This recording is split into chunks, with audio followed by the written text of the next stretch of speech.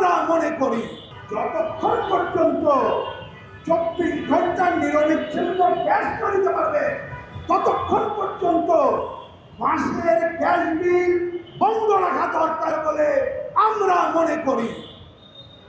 বন্ধুগণ, এখন এই কথা বলার পরে যদি আমি উপরে যেতাম তাহলে হয়তো পিতার কাছে এমনি সাহেব বলতেন যে ভাই গ্যাসের সংকট তো আপনিও জানেন, করবো তো।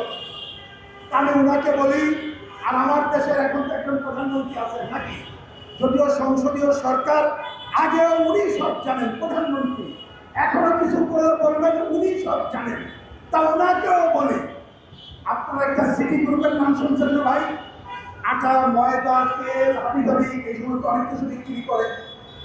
তাদের দুরবস্থা নাকি, সেই দুরবস্থা কাটানোর জন্য বিভিন্ন ব্যাংকে দায়িত্ব দেওয়া হয়েছে।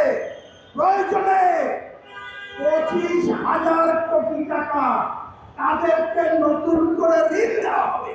আজকে সিলিন্ডার ব্যবসায়ী যারা রয়েছে তাদের দোকানের 2টা কার্ড, সামনের পাটে সিলিন্ডার তার বলে গ্যাসের সংকট, একটু কথা বললেন পেছনের পাট থেকে ডাবল দামে আপনাদেরকে সিলিন্ডার দিচ্ছে বাংলাদেশের মানুষকে।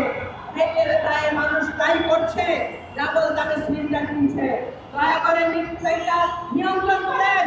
বাংলাদেশে বিভিন্ন জায়গায় গ্যাসের অনুসন্ধানে গ্যাস পাওয়া গেছে, সেই ক্ষেত্রগুলোতে আপনারা গ্যাসের অনুসন্ধান না চালিয়ে গ্যাস উত্তোলনের ব্যবস্থা না করে 13 বছরের জন্য আমেরিকান একটা মাল্টিন্যাশনাল কোম্পানির কাছ থেকে আপনারা প্রাকৃতিক গ্যাস আমদানির যে পায়তারা করছেন, আমরা এখান থেকে স্পষ্ট জানিয়ে দিতে চাই আপনাদের এই অপতৎপরতা কোম্পানির মুনাফা হবেন যে আপনারা কৌশল গ্রহণ করেছেন, এটা নিয়ে আমরা জনগণের কাছে আপনাদের অবস্থান স্পষ্ট করবো।